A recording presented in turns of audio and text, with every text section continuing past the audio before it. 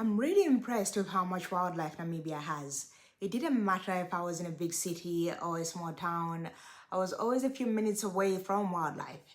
In Windhoek, the capital city, I remember seeing baboons when I was coming from the airport. And Oryx are everywhere in Namibia. They were on a lot of restaurant menus as well. Some hotels I stayed in, like the Koi Koi guest house, they even had their own oryx and zebras.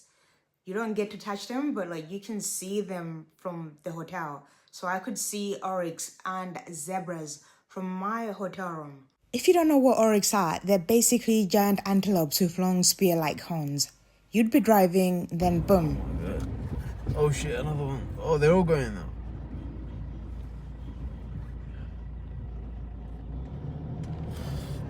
It doesn't end there. The amount of giraffes I saw. Believe me, this scene was way more epic in real life. The giraffe was in front of the car, but I lost the footage. I could squint on some of the bushes and see some kind of antelopes. I even saw like a prehistoric looking bird. I didn't manage to capture it, but that's the thing, all of these encounters were unexpected. When you drive at night, which I really don't recommend in Namibia, you will see a lot of animals and you can easily run one over. I'm not saying you won't see them during the daylight. I'm saying you can spot them quicker and make better decisions. As you can see here, the guinea fowls were crossing the road. It sounds like something in a once upon a time story, but this is quite common in Namibia. Like when I was in Swakopmund, bear in mind this is one of the biggest cities in Namibia and guinea fowls were in the city, just like that. Then there's the warthogs. They're quite funny actually. They really did seem like Pumbaa, the way they didn't know where to run to after they noticed the car. When I went to the north of Namibia, I stayed at this lodge called Sumkwe. And when I arrived at the lodge, the receptionist was like, "The elephants are here. Do you want to see them?" And I was like, "What?" And they were just there.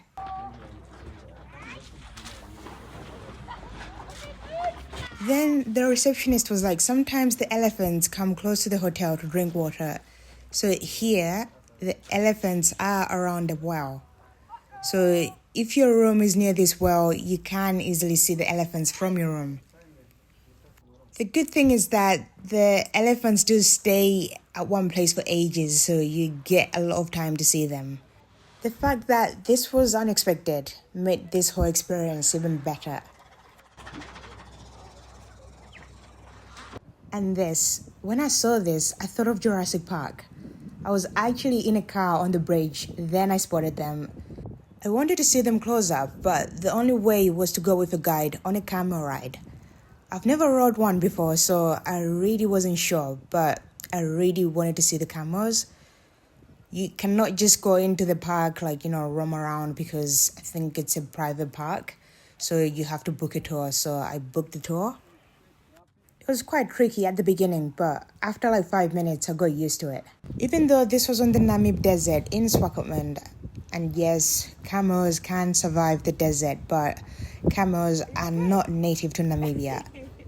They have been imported from the late 19th century. Overall, this was another great experience in Swakopmund.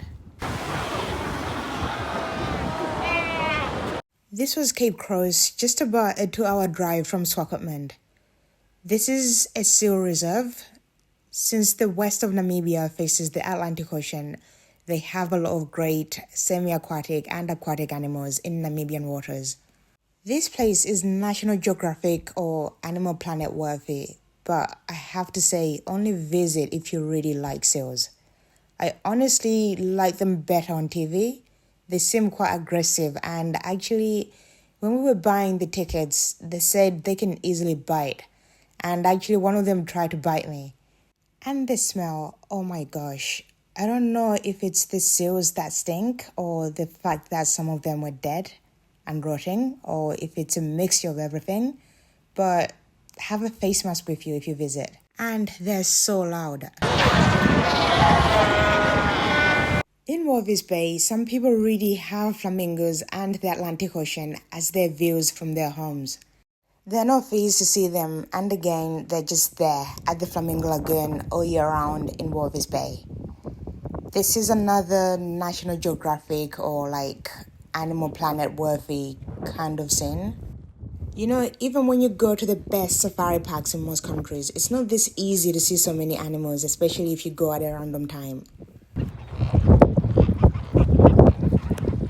The thing is, safari was not even on my list when I was planning my trip to Namibia. The only time I tried to see actual wildlife was with the seals and the flamingos. The camels, they were just kind of there. Namibia has a lot of smaller animals as well, like birds, and when you go to some areas, especially near Sisuvlei, there are a lot of bird nests everywhere. I'm not sure what type of birds would do this though. It just looks so complex. On the gravel or dirt roads, you can even see so many animal footprints, again showing that there's some kind of wildlife around.